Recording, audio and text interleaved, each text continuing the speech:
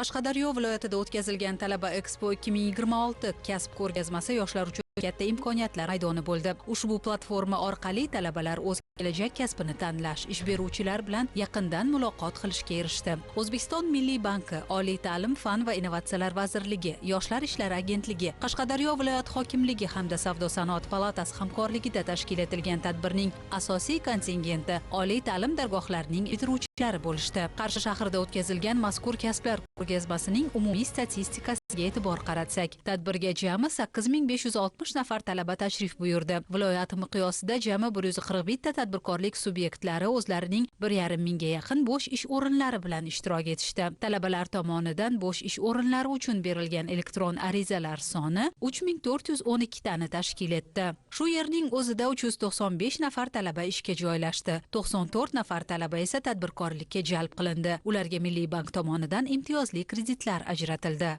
Qarshi davlat texnika universiteti bitiruvchi kurs talabasiman. Mehnat yarmarkasida ishtirok etdim. Bank tizimida o'z arizamni topshirdim va suhbat asosida o'z ish o'rnimni topdim. Mehnat yarmarkasida talabalar uchun yaxshi imkoniyatlar, o'zining ish o'rinlarini topishiga yordam bermoqda. Tadbir doirasida Qarshi davlat universitetining yoshlar markazida Milliy bank rahbariyati, Oliy ta'lim, fan va innovatsiyalar vazirligi mas'ullari hamda huquqni muhofaza qiluvchi organlar xodimlari ishtirokida talabalar bilan ochiq muloqot tashkil etildi. Unda yoshlarning taklif va tashabbuslari, qiziqishlari tinglandi. Shuningdek, bitiruvchi kurs talabalarining biznes loyihalari muhokama qilindi. Yumshoq o'yinchoqlar ishlab chiqarish faoliyati bilan shug'ullanamiz. Hozirgi kunda 28 nafar ishchi o'rni yaratganmiz. Ishlab chiqarishlarni kengaytirish uchun imtiyozli prezidentimiz kreditlar ajratyapti. O'sha imtiyozli kreditdan foydalanish maqsadida kelganmiz. 3 barobar faoliyatimizni kattaytirish niyatimiz bor. 4 milliard imtiyozli kredit so'radik. Bu masalamizni ijobiy hal qilib berdi. 40 dan ortiq xotin-qizlarni ish bilan ta'minlaymiz.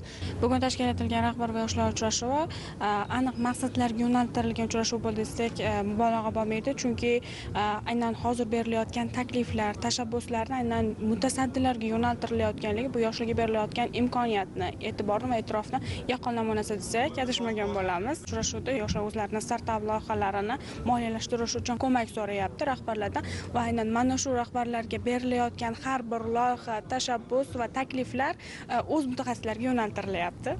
Bir so'z bilan aytganda, Talaba Expo 2026 nafaqat kasblar ko'rgazmasi, balki yoshlarning orzu va maqsadlarini ro'yobga chiqarishga xizmat qilayotgan muhim maydon ham. Albatta, bunday tashabbuslar kelajakda malakali kadrlar tayyorlash, yoshlar bandligini ta'minlash hamda mamlakatimiz taraqqiyoti uchun yangi imkoniyatlar eshigini ochishi shubhasiz.